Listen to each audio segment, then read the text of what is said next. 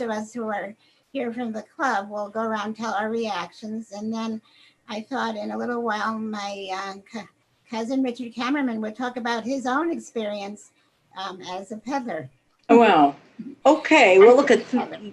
Okay. Thank you so much for having me, and I will definitely try to follow your dictate about keeping it brief because this is not a speech, and I'm kind of in my most informal clothing. So if I were in front of you, I would have gotten dressed up. I would have worn a skirt, and so on. So in a way, I'm going to say three things got me onto this. And first, way back in the 1990s, I wrote one of the volumes in the American Jewish Historical Society's Jewish People in America series. And I was assigned to volume 1820 to 1880, which coincided with what we ordinarily call the German period. And I, read, hundreds, maybe more, of sort of books and articles that we would call Jewish community histories. Pittsburgh, Cincinnati, Green Bay, Wisconsin, Kansas City, kind of you name it. And there in each one of those books, this sort of factoid jumped up at me about peddlers. And they'd say the first Jew who came here were peddlers, and and while that fact shows up in the book, it's called The Time for Gathering, it did not play a central role in my analysis, but I kind of put it away in my, mental hard drive. This is really interesting. Maybe 5 years or so before I started working on Time for Gathering, my husband and I went on a little summer vacation to the Adirondacks. So we were up near Lake Placid and that beautiful area of New York State. And we were driving around, and the AAA guidebook said about a town called Tucker Lake, New York. It said the only tourist attraction in Tucker Lake is a restored synagogue known as the Peddler's Shul. So, needless to say, we went, and it was a fascinating experience. But the docent, who was a member, just somebody who lived in Tupper Lake, and a very powerful story about how the community of Tupper Lake, which essentially has no Jews any longer, still recognized the kind of treasure in this little congregation called Beth Jacob. And so the docent told the story of how the origins of the congregation and how it was founded, a group of, she said Lithonia, and obviously it was Lithuania, man, came up there to peddle to the families living near the logging camps and the local farmers.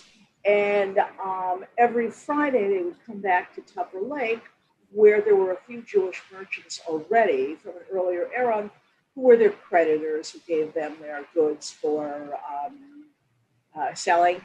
They said by the time, within a few years, and these Jewish peddlers, the Lithuanians, had left their wives and children in New York City and with family or on their own. And within a few years of peddling, each one of these peddlers had saved enough money to open a dry goods store in town. And then they sent for their wives and children. And by 1905, there was a large enough group, a couple, dozen families, that they built this synagogue, the Peddler's Shul. And she told more, so I'm not going to give you all the details. But it was, I was listening to her, and I thought, this can't be just Tupper Lake. This has to be a story much bigger than this one little nook in the Adirondacks. Okay, fast forward, and again, I'm going to keep this brief. I, at one point, had an interest in doing a history of the Jews of Ireland. And I got some, so I went to Ireland and I did a lot of research and found, among other things, on the school records. And it was a place where children had to list, first day at school, your name, your address, birth date, religion, and father's occupation. So gold mine for somebody who's doing Jewish history. And essentially, each kid, 100% of the Jewish children in Limerick, in Cork, in Dublin, all listed their father's occupation as traveler. Okay. And I said, gosh, that sounds a lot like the Tupper Light story. And so I decided not to write this history of the Jews of Ireland. Somebody else was working on that. But I thought this global story of Central and East European Jews, and then I later recognized there were also Ottoman Jews doing this, their global migrations through this incredibly prosaic, humble, hideous occupation. I mean, could not have been more unpleasant, but that this was one of the uniting stories of the modern Jewish experience, which was not just the peddling, but the migration to new homes through the aegis, getting started by this occupation. And so it was those three little episodes that then threw me into hundreds of archives and just the most amazing material. So hopefully that was not too long.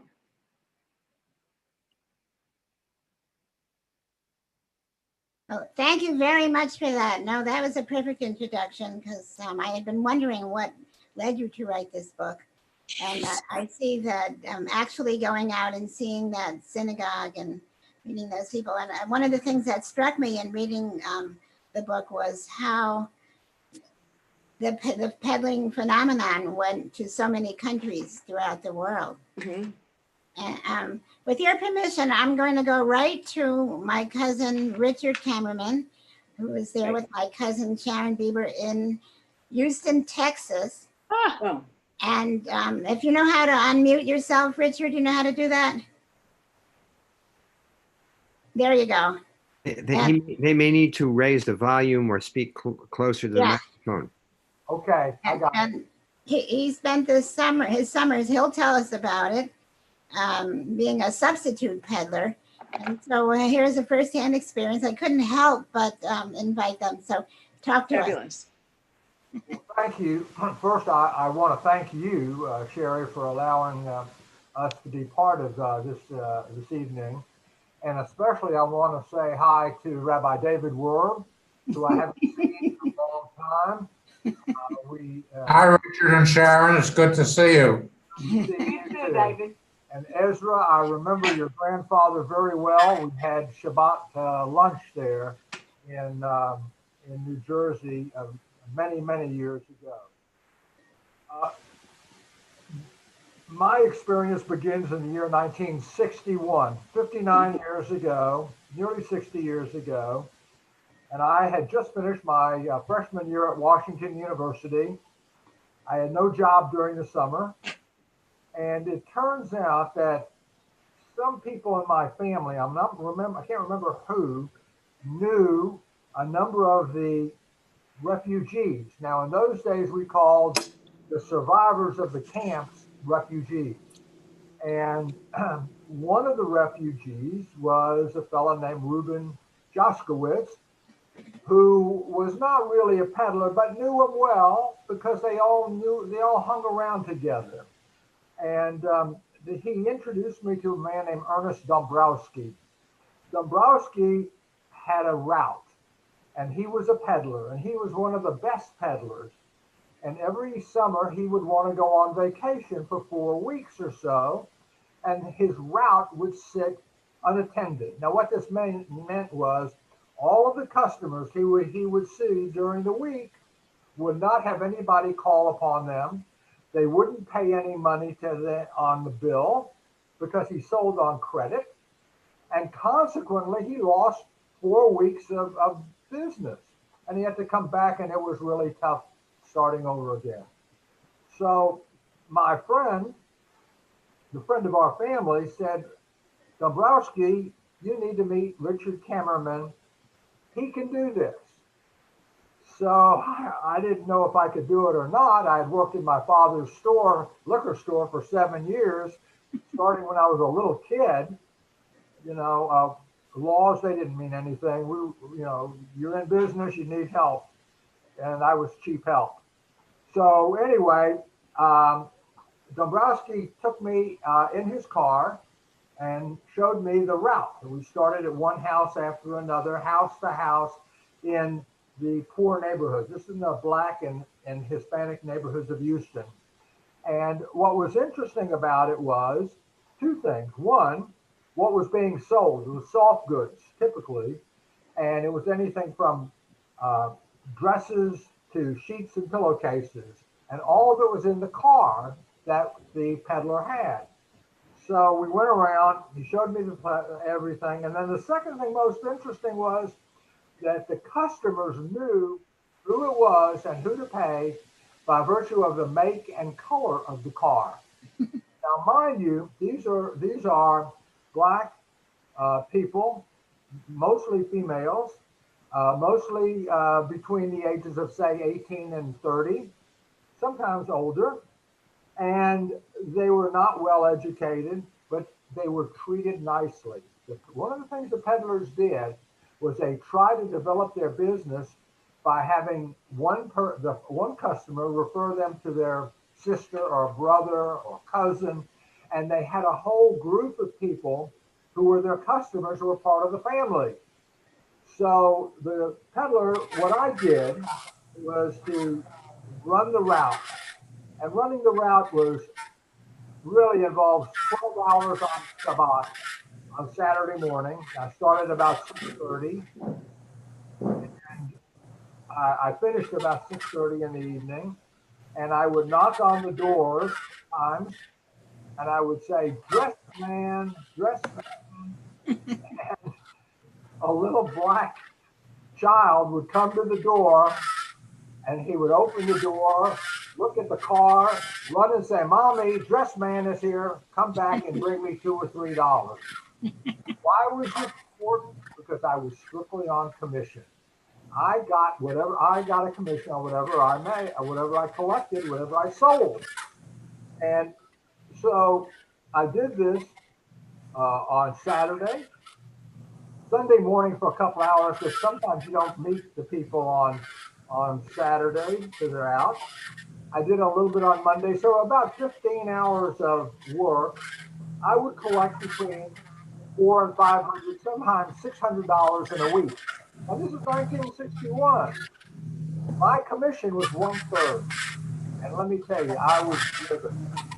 And the reason I was driven was if I worked in a store or somewhere, the minimum wage was, I think, $1.25, maybe $1.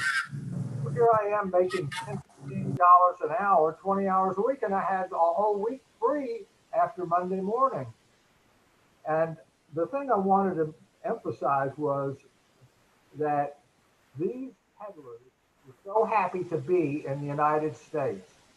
They were the example of what free enterprise is all about. They were aggressive business people. They were out working hard. And when they were gone, I worked hard because I wanted to make the money and they were making the money. For example, Dabrowski told me, and by the way, they never referred to themselves as survivors. And rarely did they talk about the camps. But Dombrowski told me that in 1939 or 1940, he and his family escaped Romania. He was a young man, and they didn't go west, they went east. And they went all across India and all the places east. It was a tough journey. They went to Shanghai, China, and they hid among the Chinese there. And he said the Chinese were so wonderful. These are Chinese peasants. And the Japanese had taken over China, taken over Shanghai. And he told me, he said, we were scared to death of Japanese because they hated the Chinese first, but we were right behind them. They hated the Jews. And if they found Jews, they killed the Jews, and the Japanese killed the Chinese. I had a lovely experience with my friend Saul Stopnicki. Stopnicki, by the way, is the only peddler that I know of nowadays. There are about a dozen who I knew who's alive now. He's about 95, 97. I know his family. They belong to our show. Stopnicki needed me to help him in 1962 because he had to go to Israel. He was not married at the time. He was about 33, 34 years old, and he was going to go to Israel to get a wife. So I ran his route for 6 weeks, maybe 8 weeks, and I met the nicest people. Just really super nice people. These were not of the lower income group that Dombrowski had. These were a higher level people, but they liked the idea of the personal service that they got from Saul Stopnicki. Saul went to Israel, got married, still married to the same lady, lovely people, and came back, and his route was just in the same condition as it was when he left. And the same thing with Dombrowski and every one of the other people that I worked for. The interesting thing about all of this was, to me, that I did this for 5 years, and when I graduated from law school, obviously I had no interest in doing this, but shortly after I stopped working during the summer for them, the business started to die out. And one of the reasons it died out was because the Black and Hispanic population were moving out of these poor areas into nicer areas where there were lots of big malls and shopping centers and grocery stores and dress stores. So the need for the peddler disappeared with the encroachment of commercial development. And on occasion, I would see one or two peddlers. We're losing your voice here. You have to get a little closer to the microphone. So over the years, I saw one or two of the peddlers. I always liked Saul Stopnicki when he came to Minyan because I had him daven Mincha or Maariv. He could really daven. He's now quite old and not doing that well. So the point I wanted to make to you were the peddlers were survivors in the sense that they came to a country that offered them wonderful opportunity and they took advantage of it. Many of them made a lot of money and then went into other businesses and stopped peddling. That's it. Well, thank you very, very much. That was terrific and reflects everything that we read in the book.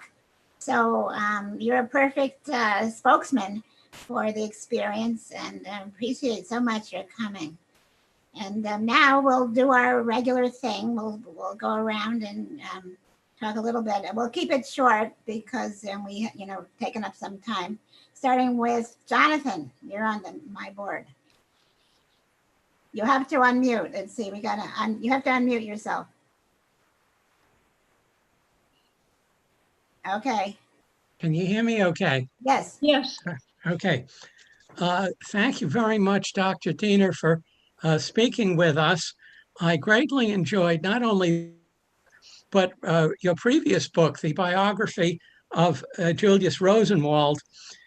Both books clearly reflect an immense amount of research in international sources and reveal fascinating details about the modern Jewish experience. My one question about this book was prompted by your comment on page 130 that, quote, unfortunate peddlers got shot, axed, stabbed, and beaten to death, but not because of their Jewishness, unquote. Why not consider peddlers in general in this same period? If you change the word and Jewish in many places in the text and replace these words with entrepreneur and entrepreneurial, that is to say, people who understood and could manipulate salesmanship and credit, one may find a universalism in the experience. That universalism would include urban pushcart peddlers who never ventured out on the road, as well as the small capitalists and mom and pop storekeepers. I wonder then why you didn't discuss conclusions to embrace Jews and non-Jews in many developing societies. In short, why you chose this particular analytical framework for this book. Thank you. You have to unmute, Hasia. Hasia, you have to unmute. Okay. Now you're good. That is the phrase of our times, is unmute yourself. Yeah. And you're frozen. Do you want me to respond Yes, please. to one person? So Yeah. Jonathan, you're absolutely right. And it was not just Jews, but I'm a Jewish historian. And so I wanted to try to ground this in the specifics of Jewish migration. And therefore, I believe in the introduction, or in the introduction, I say, look at other people peddle too. Okay, but what made the Jewish peddling experience, I think, distinctive is that peddling was a migration strategy. It became the engine that made it possible for this large transfer of Jewish population from old settled places to essentially the what we could call the New World. And that other peddlers, for example, it's very common in New England. There was the Yankee peddler, okay, and that was a kind of fixture of life in 1830s, 1840s, 1850s, Vermont and New Hampshire. But they weren't migrants. They didn't use peddling as a way to make this international transfer, change of residence. The one other group that for whom peddling was in fact a migration strategy were Arabs. And so people from primarily Syria and Lebanon, but not only, went to some of the exact same places Jews went to and used that as a way to establish new homes in Australia, in South Africa, in the British Isles, and in the United States. So you're right, it's a bigger story than just Jews, but I operate as a Jewish historian. And to me, there was something very important about that Jewish nexus around which the peddling operated. Harriet, thank you. Thank you. Harriet, you're next. But you have to unmute. So we're automatically muted. Is that it? We have to unmute? Unfortunately, yes. Yeah. Well, yeah. This was a fascinating book, and interestingly, it caused me to think differently about Zionism and sort of the idealistic side of Zionism, because I kept thinking as I was reading the book about this whole idea of going back to the land and farming. And for instance, on page 150, you talk about the near obsession of Jewish elites about getting Jews to farm rather than peddling. It was sort of, oh no, peddling. It's so, it's really not nice. It's, it's sort of offensive. And all these efforts by Baron de Hirschfund and all these people to get Jews to go to the soil and farm rather than these little peddlers going around. And it just seemed to me, first of all, it's so bizarre to take something that a group of people are naturally good at, seemingly, and make it something you wish they weren't doing. Mm-hmm. I mean, Jews, obviously, they showed this great aptitude for international trade. You break it down into peddling, break it down into the smallest unit, the one person going around with his pack, who then has someone who supplies him, who has someone who supplies that person, and so on.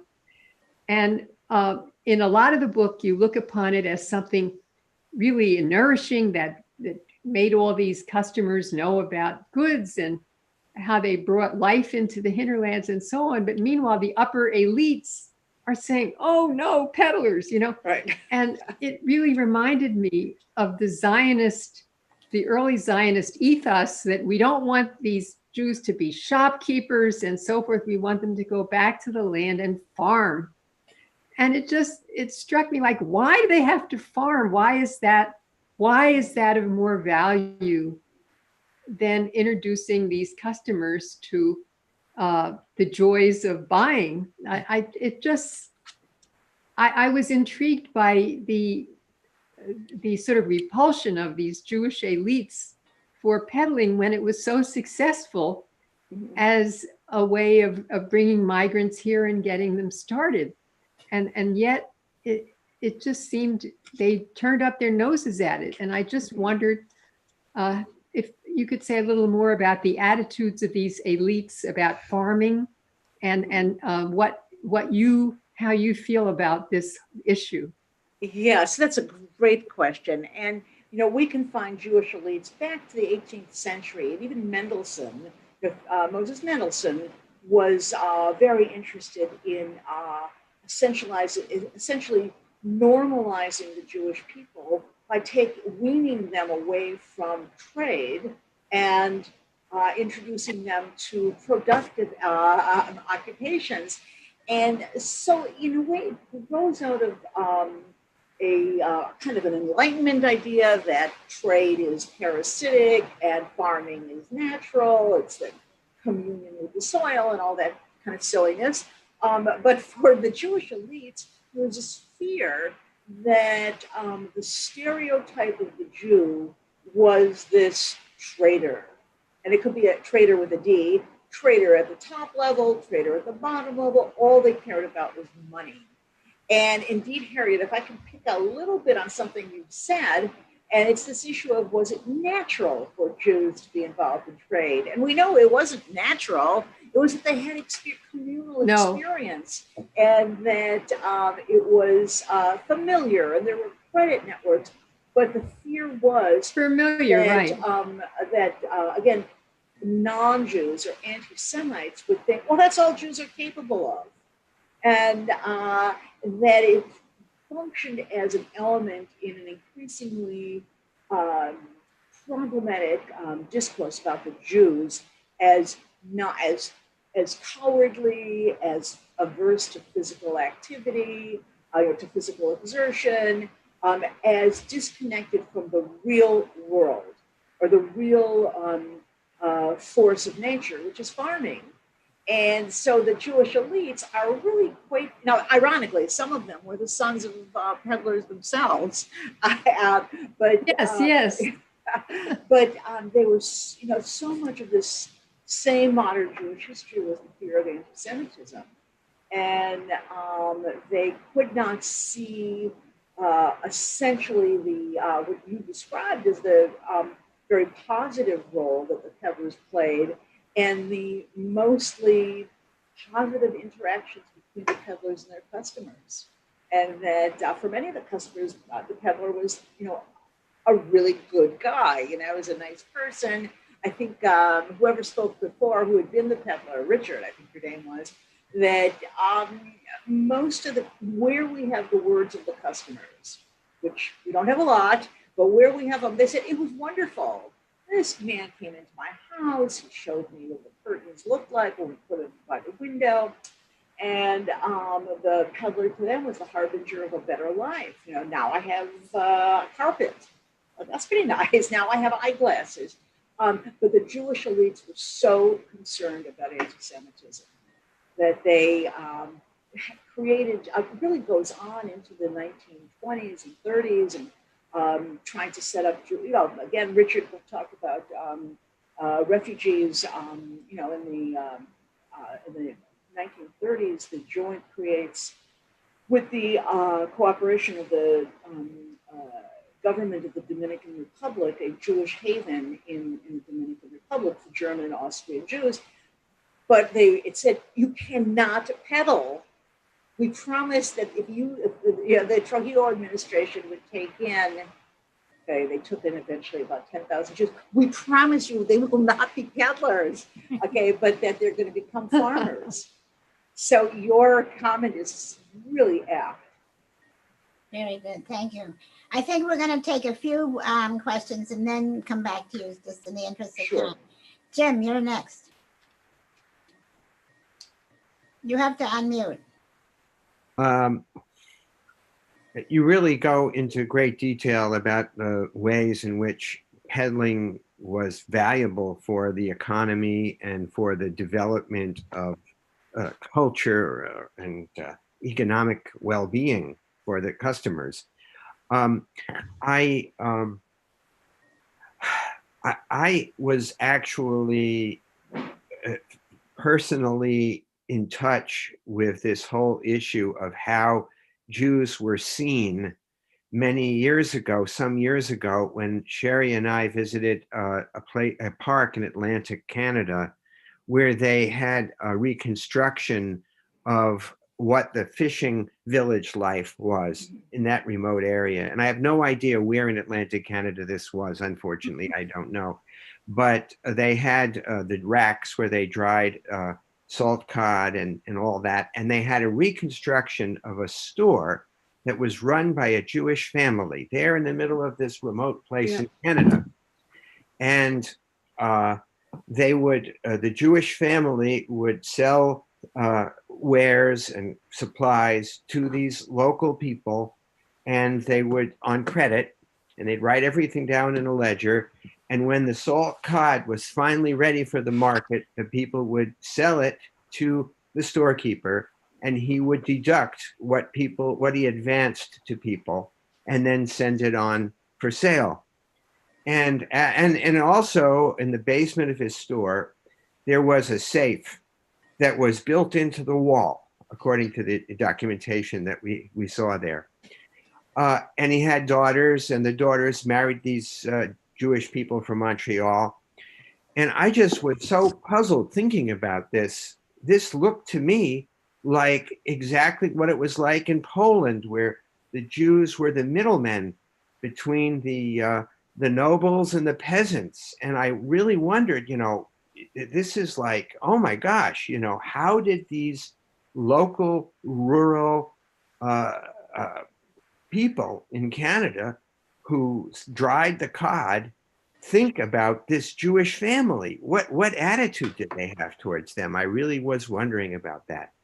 So I myself was kind of really puzzled or kind of worried or wondered, what kind of life did he lead? Did he feel safe at night?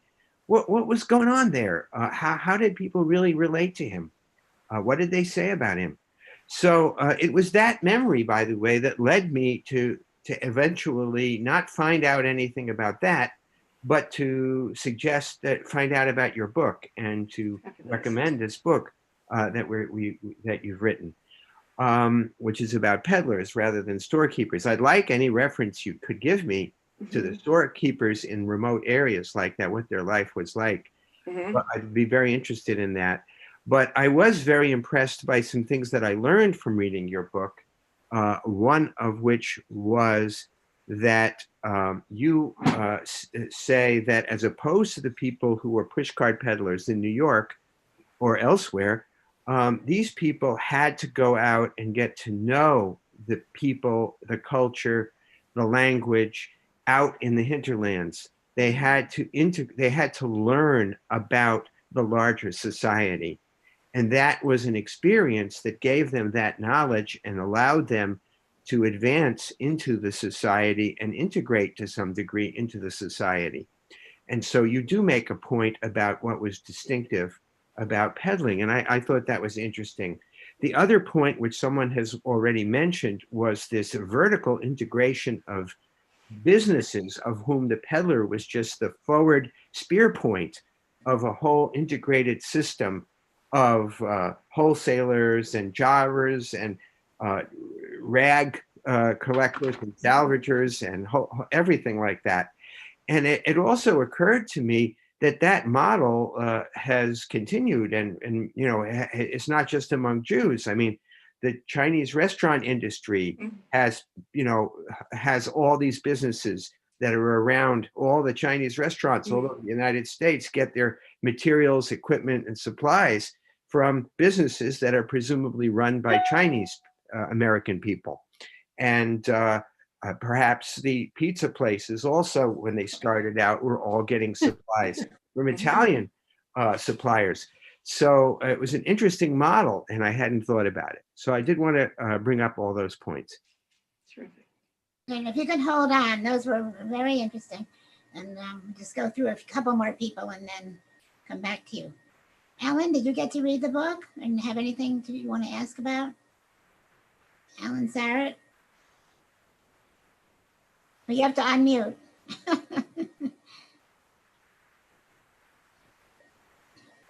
There you go. Okay, so I'm one of the ones who ordered a book and it was never received. Oh.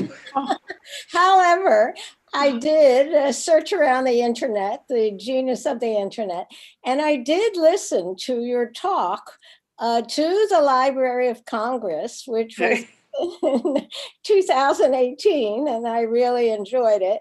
It was over an hour long. I don't know whether you remember that. I do. I can. Yeah, it was like very yesterday. Yeah, but I wanted to ask you about one of your comments, which was that when they became very familiar with these people on the route, they got to know them. The people look forward, these women, mostly women, look forward to seeing these peddlers. And you mentioned that when they came to the end of the day, as you said in your lecture, where were they supposed to sleep? And you mentioned that the last person on the route usually invited them to stay overnight and to also eat there. And I wondered about that. Did they really feel that these peddlers were such people that they could trust them to stay overnight and include them in their household and feed them and so forth and so on? Was that really the norm? Go ahead, Hasia. So, I thought that maybe this was an overreach, that maybe sometimes they did invite these men into their home to sleep, but for the majority, I would expect that that was not true. So I wondered about that, and I wondered if you would respond to that. Sure. Yeah, but just before you can respond now, Hasia. Ellen, I did call on you, but there was it didn't come across, and Charlotte was very happy that she did. We'll come back to Ellen, but right now, Hasia. Okay, great. Well, both questions are amazing, and they are the subjects for hour-long discussions, and obviously we don't have that. So first, I wish I had known about this store in the maritime provinces, because I would have actually gone to visit it. Unfortunately, I didn't know. But yes, there were Jewish outposts every place and any place, and it was often just a single shopkeeper who played that role exactly that you described, serving as the middleman between the majority population that was, for the most part, involved with a single occupation. Okay, it could be, coal mining or the drying of cod or cotton or really whatever. And the Jewish peddler and shopkeeper, and we'll come to that in a second, really played that intermediary loan. What made it different than the Polish situation, which is fairly important, is that the Jewish peddlers, and I'm sure that shopkeeper in St. John's or in Halifax, and there is a book about Jewish peddlers in St. John's, they weren't employed by the employer. They were independent. Whereas in the East European Jewish middleman situation, the Jewish merchant worked for the landowner. Okay, the Jewish peddler works for nobody other than his own Jewish creditors, who's probably a brother-in-law or a cousin or somebody from his hometown. So it made in a way, it diffused the situation, And in many places, and I saw there was a lot of material coming out of the coal mining regions like Kentucky and West Virginia, that the workers liked the Jewish peddlers and the Jewish shopkeepers because they were precisely not the company store. And there was no relationship between the merchant and the boss. And the boss is always bad, right? I mean, the boss wants to pay a starvation wage to get as much work out of these truly exploited laborers. So it's a fascinating drama that you describe. Probably that shopkeeper in again, probably St. John's or Halifax. Without knowing, I can probably stake my reputation to say he came there first as a peddler. And I know that in the one book on Jewish peddling in St. John's, the peddlers actually had little boats, and they went from one enclave to the next rather than with a cart. Obviously, they're not going to go by foot, but they, rather than going by a cart pulled by a horse, or a car, according to Richard, a century later, they had these little boats. Okay, a same story, by the way, that comes up in the literature about Jewish peddlers in the Amazon. That they had boats and they went up the Amazon to all the rubber plantations and sold to the workers. And which is again to me one of the really exciting things about this story is its global reach. As almost universally, once they have saved up enough money, they then open shops, and they open shops where they are in proximity to the people who have been their customers before. So they knew them, and they already had and this is a word that I know it says Stephen Diamond, but I know your name is probably not Stephen. Charlie. Yes, okay. That's one of the either good or bad things about Zoom also, is that there what seems to have developed, and it's pretty universal again, is a sense of trust. Okay, a trust between the peddler, who's an independent entrepreneur. He's not a representative of the steel company or the big fishing industries. And yes, the vertical integration was amazing. And so a not insignificant number of peddlers then become the owners of peddler warehouses. Okay, so they know all the tricks of the trade, and they know the other they know the wholesalers. So they serve as the next rung between the peddler and the wholesalers and the manufacturers. So the vertical integration is really a fascinating part of the story. And again, I think maybe it was Jonathan who asked, well, weren't there other people peddling and so on? But what's notable about the Jewish peddling story is that vertical integration within the Jewish world, from the top to the bottom. And the only non-Jews who are involved are the customers. Whereas I don't think that is necessarily the case in many other peddling or small business situations. Okay, so the sleeping over. Now you said, you thought maybe it was a reach.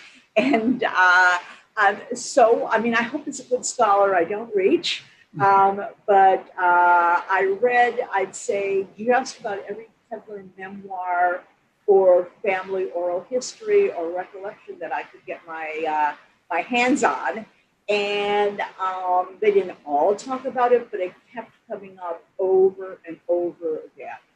Okay, the sleeping in the customer's home. And so again, yes, you're right, it's about trust. And the trust had to go in both directions because the peddler had to think, these people are not going to kill me while I'm asleep. Right? They're not going to rob me of my goods. Okay, and obviously, who of us would allow a traveling salesperson to come into our homes and say, why don't you sleep over? Now, often the peddler ended up having a little, it became to the advantage of the customer because they could get some free goods. Okay, and I said, well, you could, take something from my bag, or they would lower the price. So there was, it wasn't just out of the goodness of the customer's heart, but again, not having drawn on everything I could find. And again, maybe in some ways all historical research is a reach, because you still have to make that final fill in the blank. The customers who left us words about their interactions with the peddlers talk a lot about how exciting it was. And that here was this kind of exotic person from some far away place coming into their homes and giving them news about the world and stories about where the goods came from. Maybe they were all made up stories. There's a wonderful memoir of a very short memoir of a woman, African-American woman from the South, who, she says in her memoir, best day of the week was when the Jewish peddler came to our house. And her father was a minister, and the young woman, or she wasn't so young when she wrote this, said, my father asked the peddler every week to teach him one Hebrew word. And so these kinds of points of personal intersection in lives that were, well, they didn't have the internet, and they didn't have TV, and they didn't have radio. And again, the young man, a man who grew up in Iowa, who said when his mom rang the bell and said the peddler is here, so we all run in from the fields. It's like really exciting. So, I mean, I can't know about every person who peddled or every customer, but I can work with the material that has been left to us. And that is, in the end, what all historical analysis has to do. Okay, thank you. Thank you very much. Very, very interesting. The whole thing is so fascinating. Ellen, Sarah, do you have something? No, I have nothing to say because I haven't read the book, but I am looking forward to doing so at certain, not right now, because it interests me. Did you, well, never mind. I don't really have anything to say. Okay, well, whatever, works for you. Okay. Okay, thank you. Esther Gross, did you have you read the book, or do you have a question or anything? You have to unmute.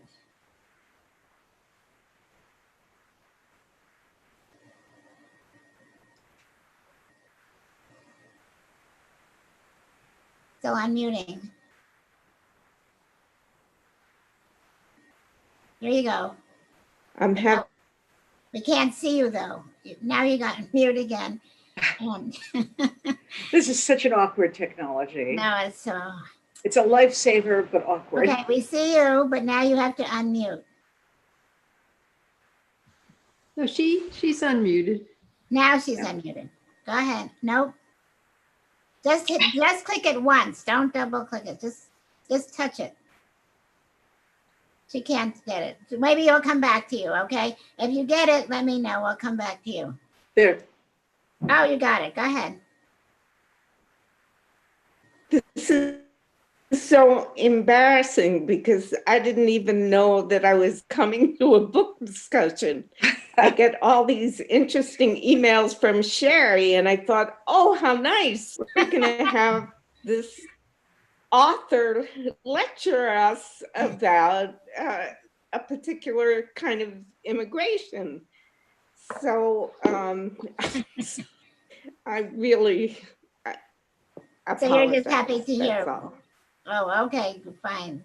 But you're here to gain information, and it's not a lecture, but we're lucky that Hasia has joined us, and you're getting that information without hearing the lecture.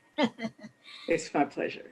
Great. So next in my windows is Andrea. Hi, am I okay? Can you hear me? You're perfect. Great. Okay, I really enjoyed the book enormously. And one reason was that it was so warm. Your writing style is warm, but the stories you wrote about the peddlers, it was very warm. And I was especially interested where you talked about the relationship between a peddler and the woman of the house. And there was this relationship where she had some power. Mhm. And this was in opposition to her husband, who maybe worked on the farm or in a village. And so there was this division between who had power and who didn't have power. But it was not it never came out as a one person taking advantage of another, because the peddler had to be a decent person or he wouldn't have made a sale. So he had to learn how to be a peddler Mhm. and how to sell. He had to learn these techniques. And so I think that partly must account for the warmth that you give this relationship, which really stretches throughout the whole book, is the relationship between the seller and the customer. And I really enjoyed that, because I had no idea what I would find. I had zero idea. But it was a relationship. And I think Lovely. I think that's the nicest thing about the book. And Well, thank you.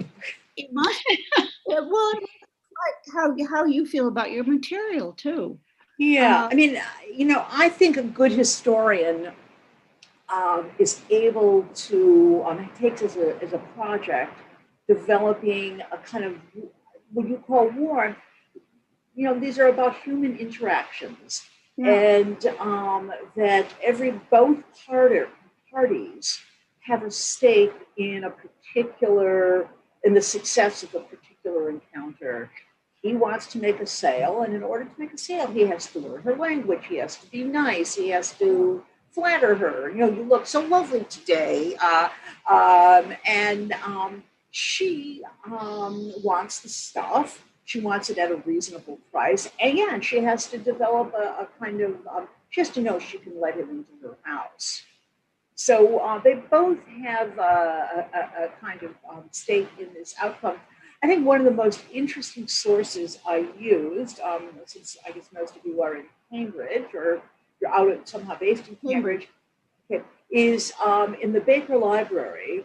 There are these enormous volumes from a credit rating agency called R.G. Dunn.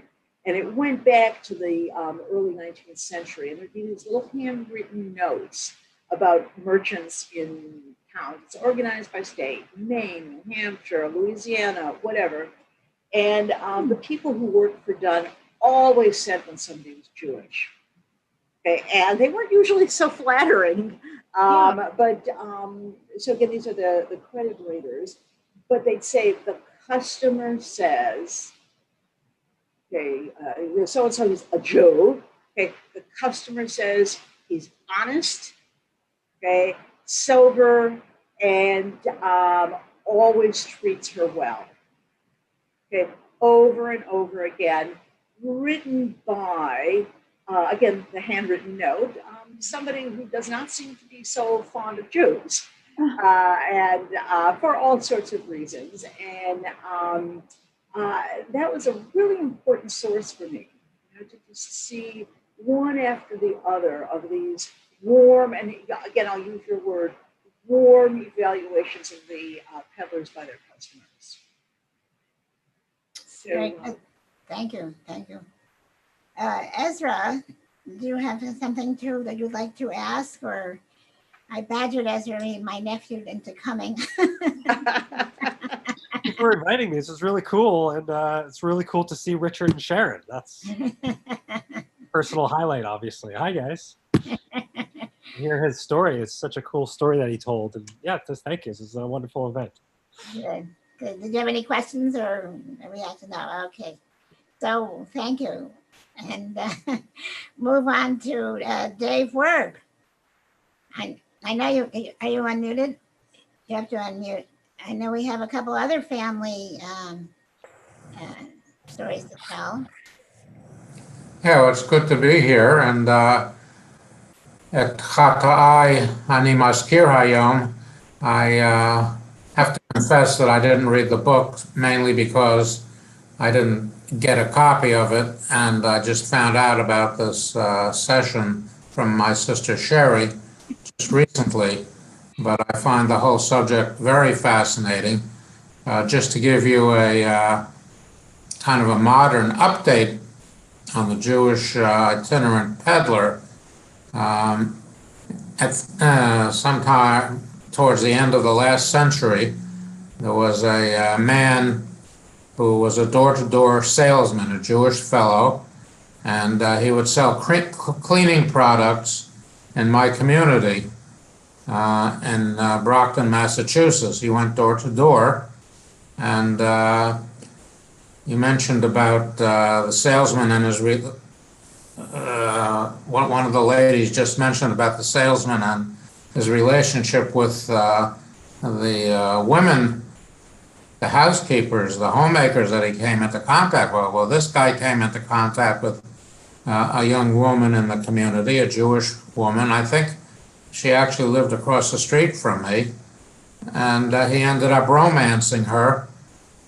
He broke up the marriage.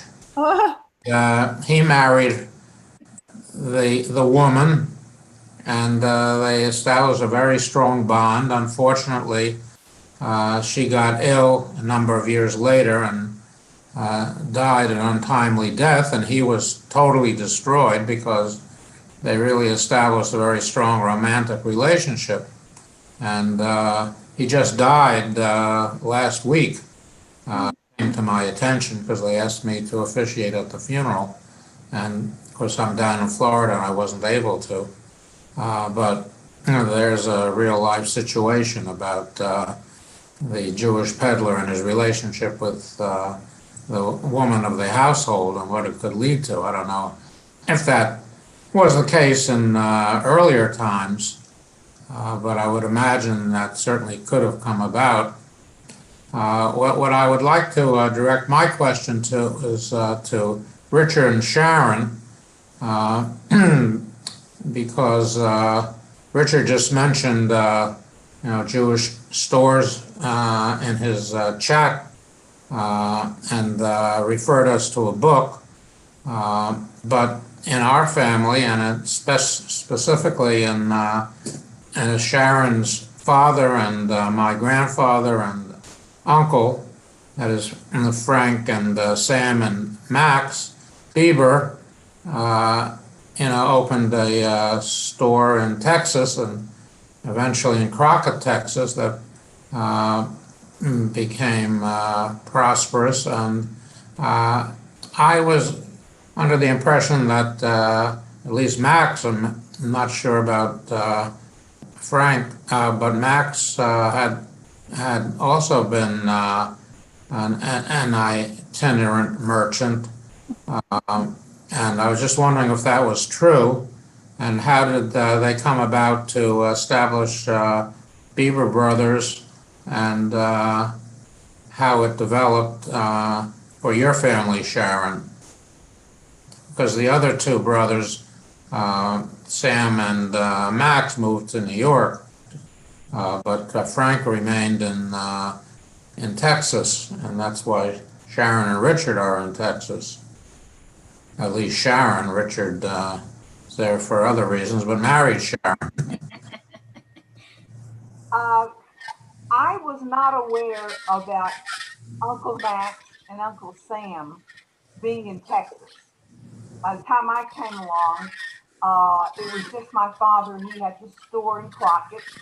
And of course, when he married my mother moved to Crockett also, which I don't think thrilled her, because when she came to this country, she came to Chicago and lived with family. And then she came to Houston and lived with family. And then therefore moving to a very, very small East Texas town was not her idea of the golden streets of America. But they were very successful. My mother was a very, very smart lady. And She she helped my father in the stores. She practically ran the stores. She shopped for the store. And her father and mother were very, very wonderful, my parents.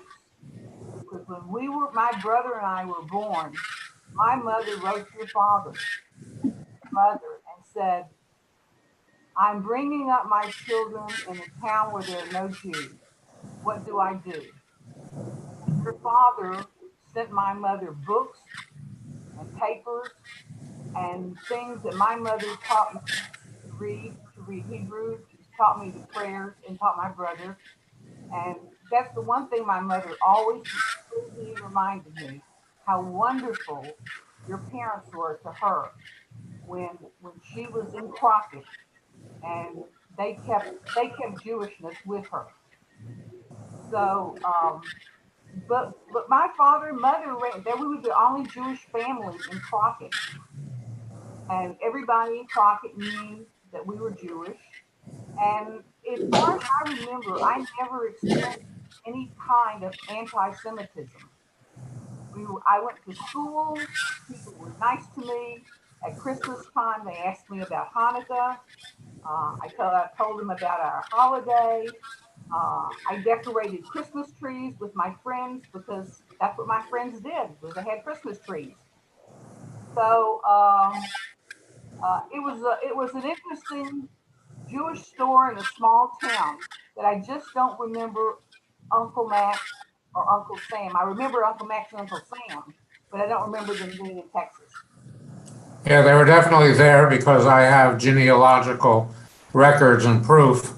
And I have the rooming house where they lived and the boarders who lived in the rooming house, etc.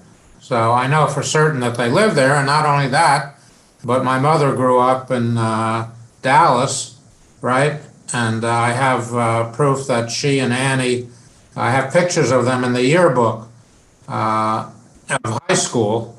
And then my mother came to New York to Yeshiva University to work for the Union of Orthodox Jewish Congregations, where she met my father eventually, who was a student at the yeshiva. But she must have come to New York first, and then Sam and Annie probably followed suit. And I think Max was originally, he wasn't the oldest, he was the middle one, I think. Sam, I think, was the eldest. We'll have to discuss this genealogy in a separate family Zoom. All right. But anyway, I think that Max was the merchant originally and motivated them to form the original store. I'm not sure if that original store was in Crockett. I think maybe your parents, your father may have established the Crockett store. Well, they ran a dry goods store, which is what is mentioned in Hasia's book. And as a child, I always wondered what that meant, dry goods. I just couldn't. But it was originally called Bieber Brothers. What was it called in your day, Sharon? It was my father's initials, FB Dry Goods. Dry goods, yeah. But what, Hasia, what is dry goods actually? Oh, dry goods. Well, for one thing, just immediately from the name, it's not food. Okay, it's not fuel. Okay, it's not anything perishable, but it is the kind of array of stuff: clothing, cloth, needles, thread, pots, pans, towels, sheets, pillowcases. It can have the dishes, cutlery, but all goods that don't spoil. Okay, that are sent, and these are the same kinds of things that the peddlers carry. Well, yeah, that's what it said in the book, right? And often the peddlers would supply the dry goods store, which is what led me to ask Sharon if they had any involvement with peddlers, and then that's how we met Richard. But we have to move along. Adina, you are next. You have to unmute.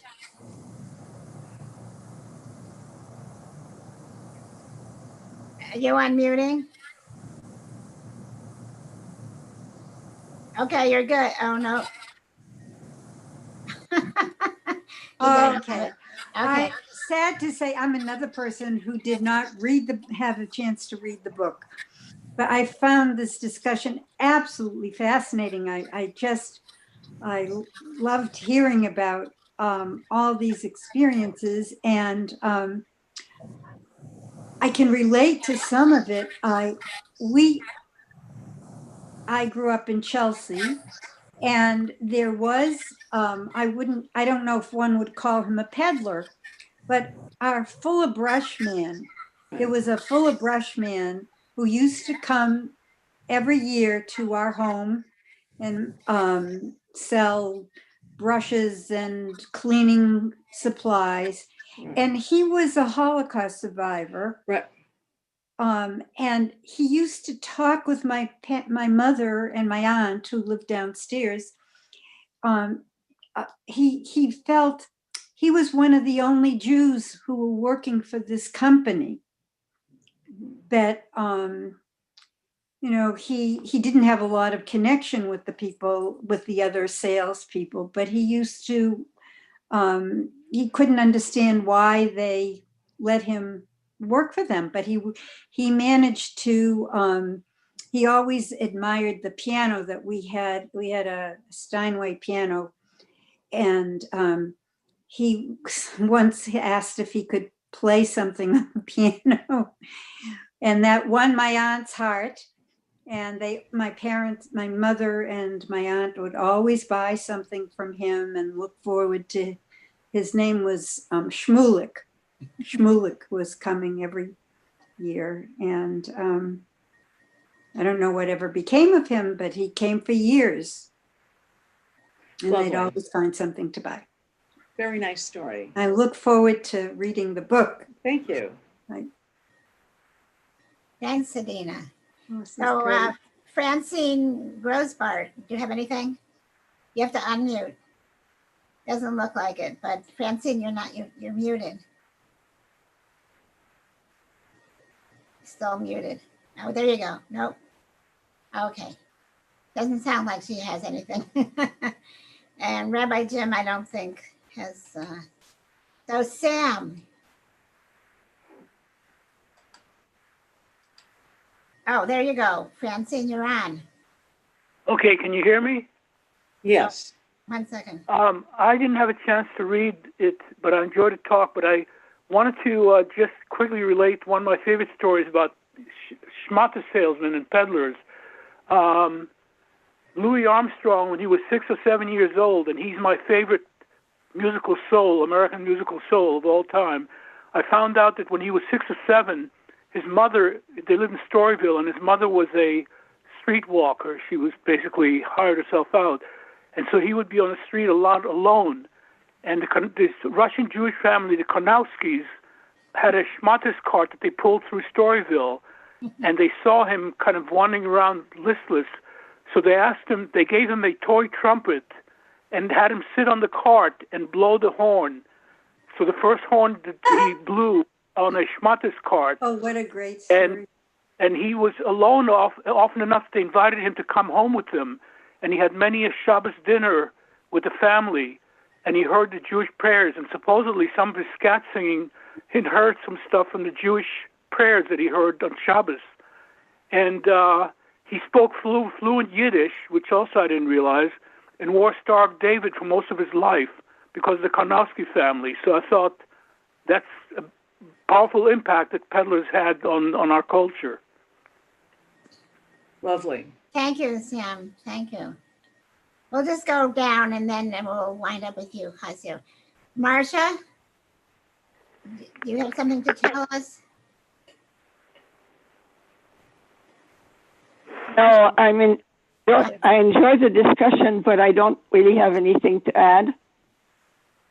Okay, very good. Thank you. And there's somebody else here by phone. 7062, do you have something you want to tell us? I don't know who you are.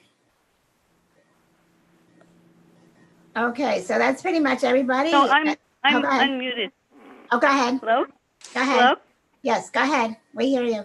Yeah, so I just had a couple questions for the author. I was intrigued with your piece arguing that Emma Lazarus kind of got it wrong in terms of those who came to the U.S. were all kind of tired and oppressed, and you argued that this certainly wasn't the case with most of the peddlers. And I'm just curious whether you got pushback from your colleagues on this issue. So, great question. And no, I think almost all immigration historians now recognize that those women and men from around the world, from day one till probably an hour ago, who immigrate, are usually the most hardy and adventurous and independent-minded of their cohort. And they're the risk takers, and they're the ones who say, I don't have to stay put where I am. They may be impecunious, they may not have very much in the way of economic resources, although it does cost money to immigrate. And the United States government started imposing a head tax on immigrants in the 1890s, but they were not the wretched refugees at all, but a very particular slice of their home communities, young people who said, there's something better for me someplace else, and I'm going. So it's pretty much the standard interpretation now among historians. So the only people who will get pushback from are people, let's say non-historians, non-immigration historians, who really love the poem because it is so beautiful and it is such incredible language, but it's just off-centered. Oh, so that's interesting. Yeah. Okay. So that's interesting. And my other question is about your examples, particularly from the Midwest, of the scrap dealers, the peddlers who became essentially the founders of the scrap industry in the Midwest. And I just wondered if there are some new books being written about these individuals and their families, because I'm very close friends with one of the really big scrap dealers in Western Michigan, and they're now in their fourth generation, and it would just be very interesting to consider these. Yeah. So there is actually a historian at the University of Wisconsin who's writing a book on Midwestern scrap dealers. And again, they were peddlers, and then as peddlers, once they had a wagon, they could then collect junk. Okay, that's because that's what the scrap was, of one kind or another, and then make a profit off of it. And then when they settled down, when they stopped peddling, they turned to the scrap business. So so there's one historian working on it, and it's an incredibly rich story that really deserves a lot of historical analysis, and really was one of the real Jewish economic, that and garment making were one of the Jewish economic niches where they pretty much controlled that field. It was theirs. So great question. And yeah, Western Michigan has a lot of that. Michigan's Upper Peninsula, Minnesota, Wisconsin, lots and lots of Jewish scrap dealers. Pennsylvania. Also Oregon. Yeah, really, you know what? There's probably no place where the story doesn't exist. And we can identify it by where somebody's written about it, or where maybe we have some personal contact. But it was true throughout the South. It really was a Jewish economic niche. And it was, again, a rung in that vertical integration. It was part of that Jewish economic chain. Thank you. My pleasure. Thank you. All right, so we've come to pretty much the end. I always put my, hello? You forgot Frida, Sherry. Oh, I'm sorry. I'm so sorry. The last thing I would want to do is forget Frida. Frida, please talk to us. So this last comment about the scrap dealers, really, well, first of all, I didn't. Could you get close to your microphone so we can hear you? Okay, I didn't get a chance to read the book, but I read some really good reviews of the book, which gave me a sense of it. And so I found it absolutely fascinating, and the discussion as well. But I wanted to say about, I've been spending part of the year in Portland, Oregon, in the last 8-9 years, and got to know a lot of the Jewish community there, who originated from very poor immigrants in the most impoverished part of town for many years, who first became peddlers and then scrap collectors, and developed into highly successful families with a lot of real estate and a lot of other really great resources, and being part of the community, a number of families like that. So I thought that was an interesting progression from impoverished immigration to peddling, and of course it really took a lot of courage to go all the way out west to the to the northwestern areas. So these were very enterprising people. Yes, absolutely. And one could say, and this was in relationship to the previous question, that all immigrants were intrepid. I mean, Yes. all people who make that decision, again, from up to the very present moment, who would take that risk and say, I'm going to try. Life can be better someplace else. And it's, to me, one of the not only fascinating parts of the elements of the field that I dedicated my life to studying, but I think it's, has tremendous political implications as well. Yes. So thank you for writing the book. Thank you for participating in the conversation. Thank you, Frida. I'm sorry that I overlooked you, but I'm glad that you spoke up. Thank you very much. Well, I just felt that this one little piece added something to it. It certainly sure did. The Western piece, Exactly. Yeah. Yes. So as I said, I usually wind up with myself. So I'd like to share my impressions. I really appreciated this book. It was really fascinating to me. As a child, we knew that Uncle Max was I don't know if we use the word peddler, but that's what it came down to. And my grandfather had a push cart. And so I was familiar with all that, but I never realized the whole process of integration of Jews into America in that way, that was a sort of a stepping stone for so many. What struck me was the amazing enterprise of these people, and how it led them to such higher levels of success. So that was one, the establishment of the department stores from all these big department stores, and then also a lot of them still affiliated with Judaism. We were going to celebrating Shabbat during on Shabbat, but then during the week they would still maintain that you talked about how they would still wear their tefillin, and people got to see what Jews and Judaism was like. So, and then the establishment of the Jewish institutions afterwards. So I was very impressed with that. And really the whole story of the integration of Jews into America started with that peddling movement and how it was so much a part of it.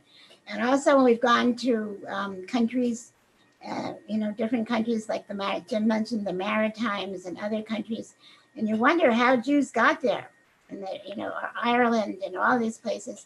And you realize that this phenomenon was throughout the world. And that's something else that struck me. I feel like the issue of anti-Semitism versus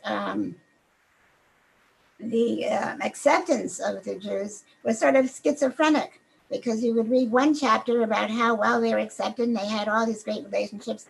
And then we read the next chapter and it was all about anti-Semitism and how some Jews suffered from anti-Semitism. So I guess it was a two-edged sword, because in some places they were well received, and in some places there was anti-Semitism, I guess. But to me, that was a little confusing. Like, which was it? Okay, well, it's both. And, for the most part, I mean, these are the first Jews, and for a long time, the only Jews that people who've never had any contact with Jews, they're the first Jews that they ever meet. And it's like, well, what is this? Who are these people?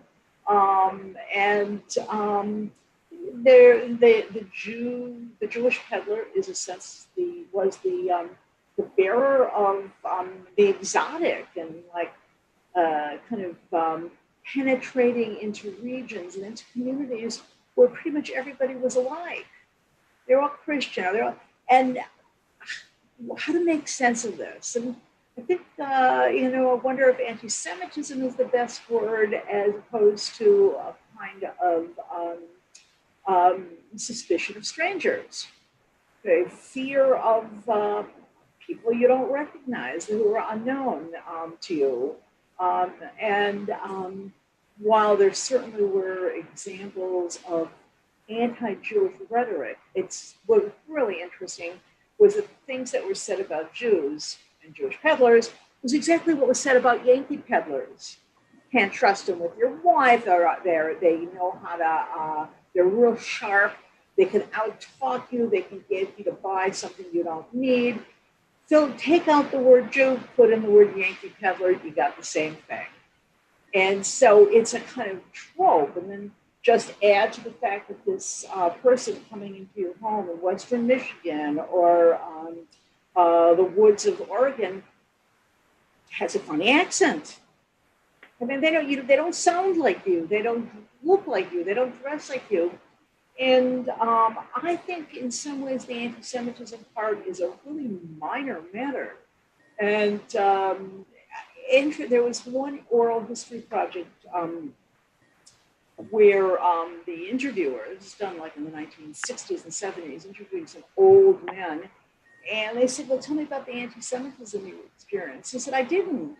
I got robbed lots of times. Nobody robbed me because I was a Jew. They robbed me because I was a man on the road with money and jewelry.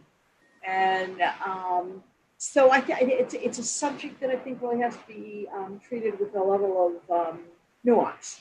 Yeah, it's a mixed bag, right? Yeah, absolutely. Well, this has been terrific, a great discussion. I want to thank you so much for coming and my pleasure.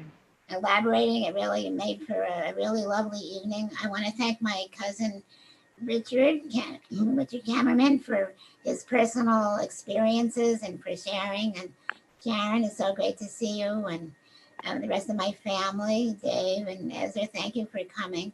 What we usually do now is pick our next book. Okay, so I think maybe I will then pop off. And I just really want to thank you. It really is an honor, and it really is a nice break from the pandemic.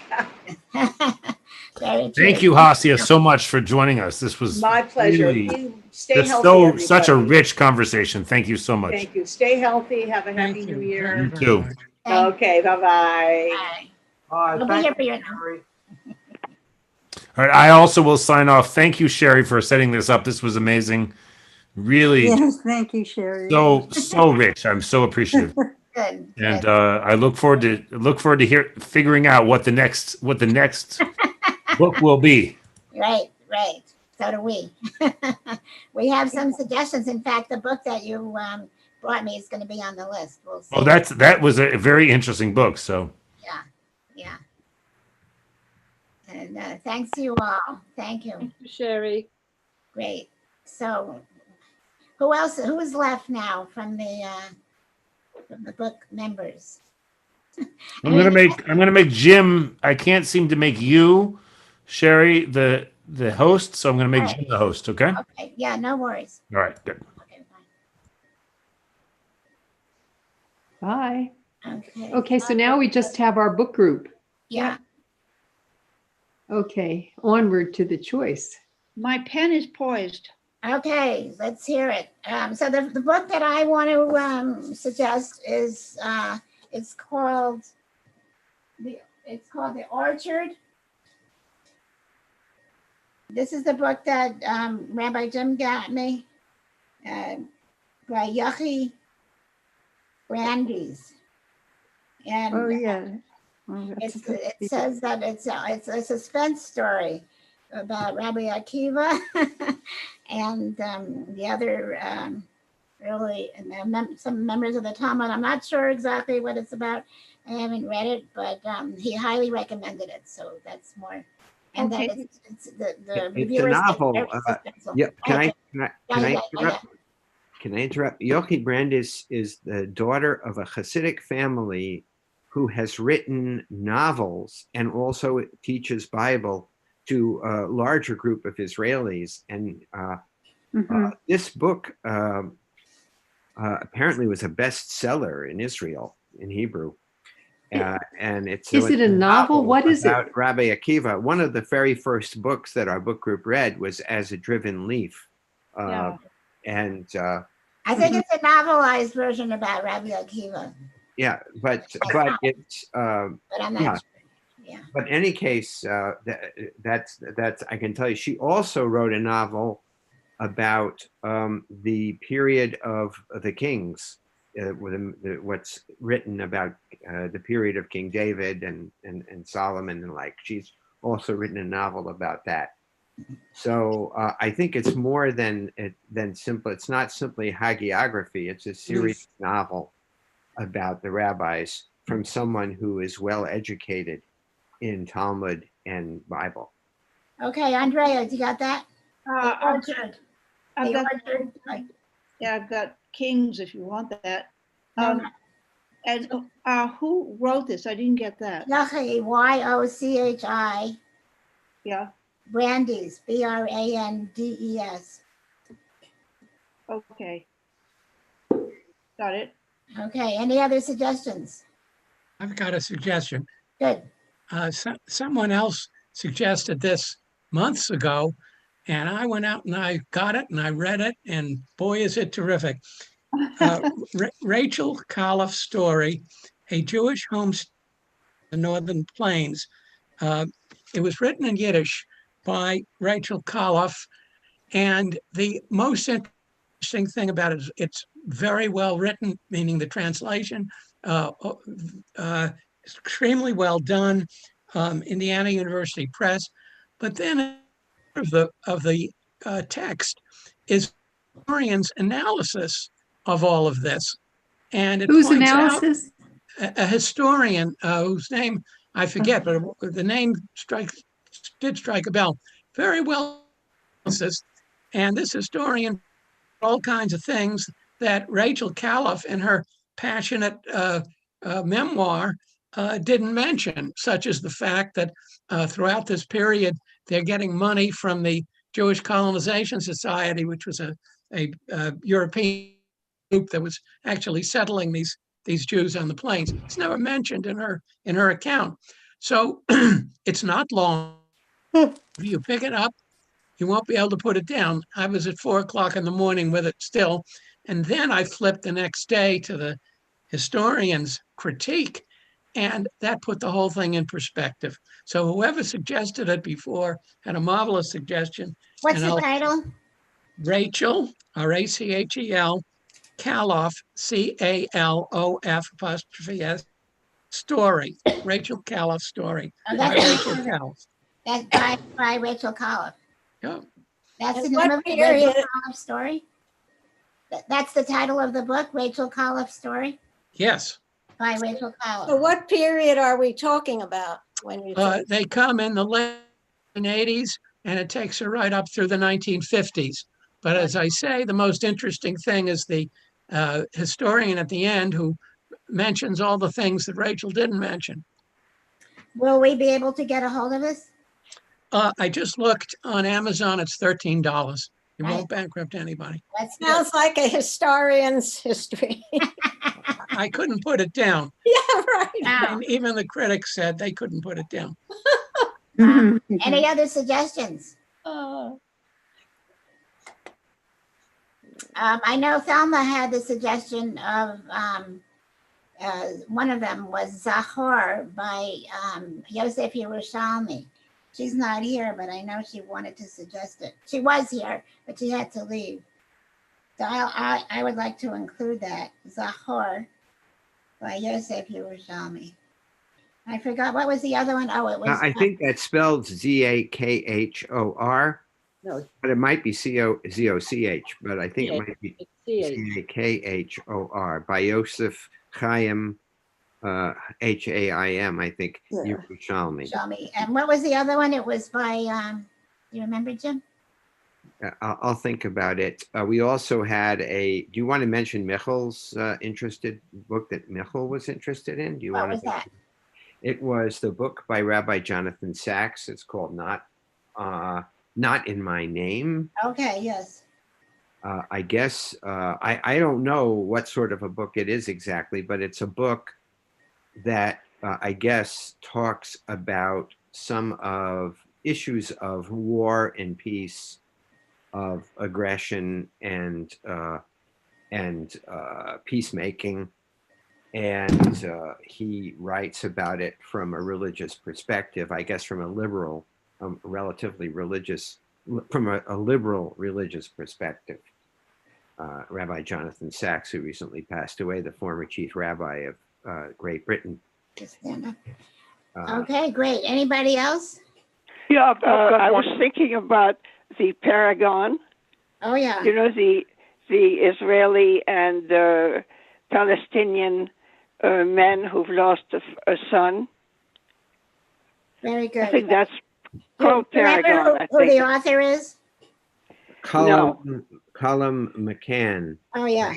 You know, I don't know Yeah, whether that's out yet in Pocketbook. It's wonderful, but it's so new, and I'm not certain that it's out in Pocketbook, and it's quite expensive as a regular book. So There is apparently, I know we heard that the libraries are temporarily closed. Is I that don't know if true? that's true. We don't know. We'll have to check that out. Maybe it's true, maybe it's not true. Right. All right. I've got one. Go ahead, Sam. I'll keep plugging it till one of these days. But this is a fun, The Murder Mystery by Batya Gur. Oh, yeah. Anyone in particular? Well, there's one about the kibbutz life, is how it changes, and it's a music maker's murder. I guess let's start the murder duet. It's about music instrumentalist in a murder, and the detective is the central character in a bunch of her stories. But she's a very popular Hebrew murder mystery writer, and we read one of hers a long time ago. It was wonderful, about literary society. But this is about musicians in Israel and a murder. Great. That's great. Okay. If there are no further suggestions, then it's time to vote. Anybody else? All right, let's hear it.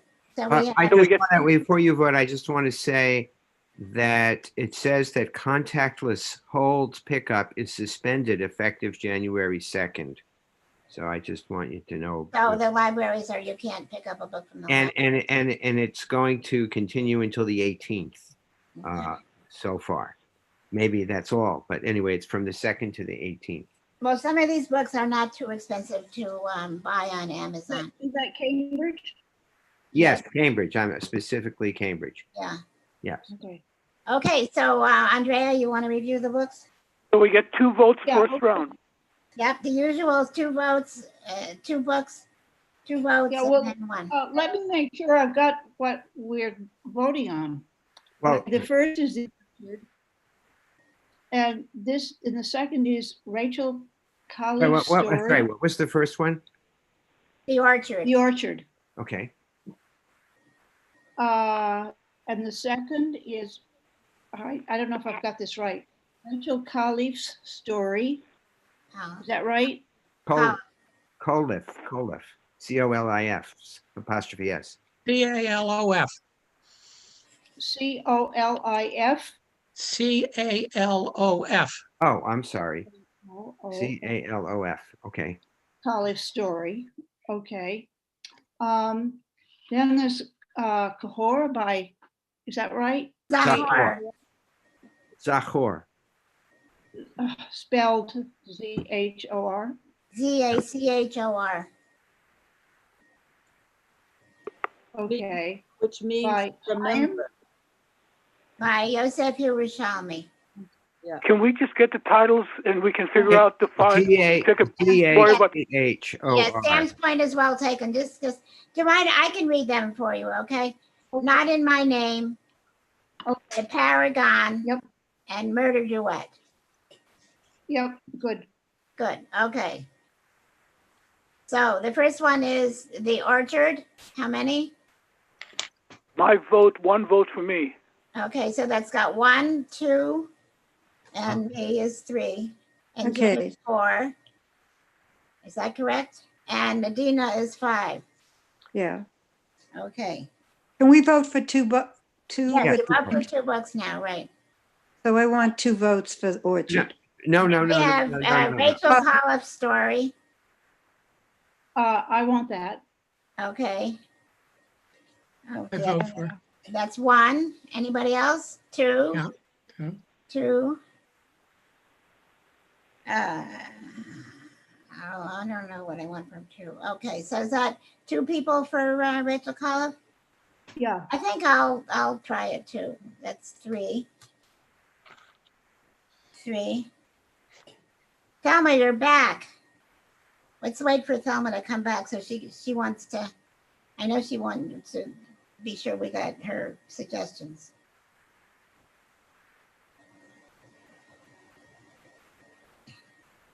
Oh, the other book she was interested in was David Golder by Irina Nemirovsky. That's right.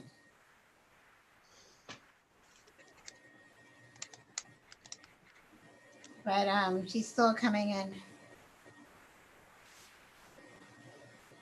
We can add that at the end, okay? All right.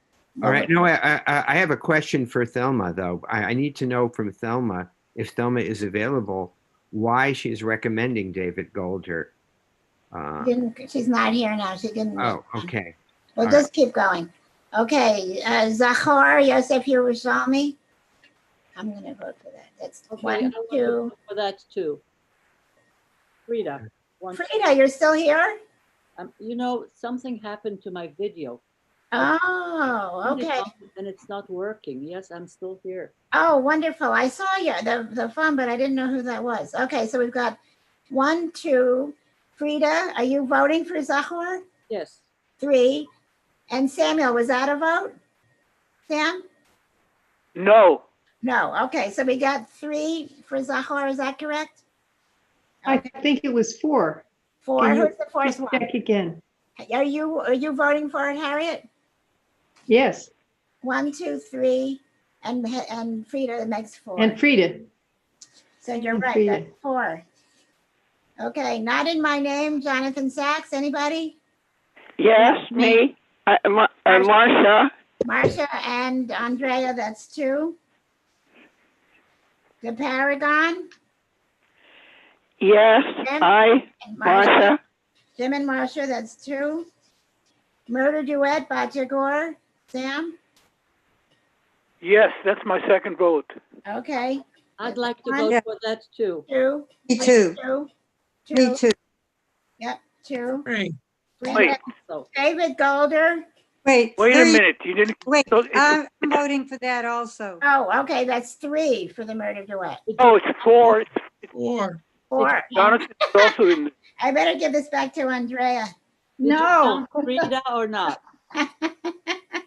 All right, 4. And then David Golder, that's 0. Okay. All right, so we have 1 5 and 2 4s. So we're going to have 3 books. You have to pick one. The 5 is The Orchard. The 4 is Zahor, and the other one is Murder Duet. So you have a choice of The Orchard, Zahor, or Murder Duet. Ready? Just one vote. Okay, this is a 1 vote. Okay, there's The Orchard. 1, 2, 3, 4. Looks like 4. Is that correct? 1, 2, 3, 4. Of those people who are not seen, speak up. If not, okay. So there's 4 for The Orchard. Then we have Zahor.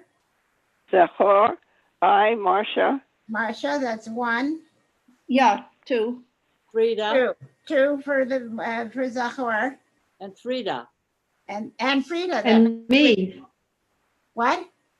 Have you got me, Sherry? Okay, so that's 4 and 4.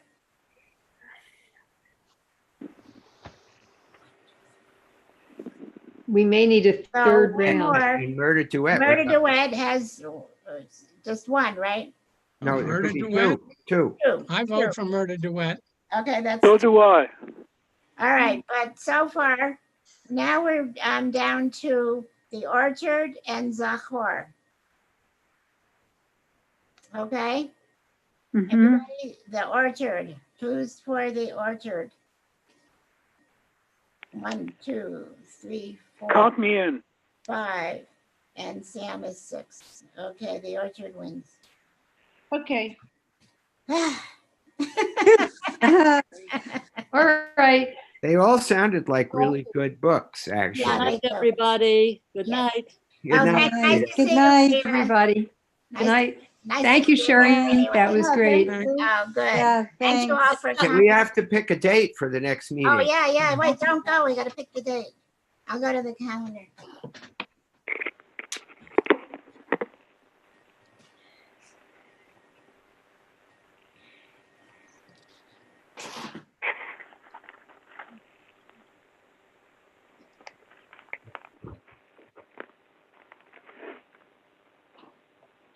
Oh, heavens. It's really hard to know because our math class is meeting on February 7th, and we're having a schmooze and learn on the 14th.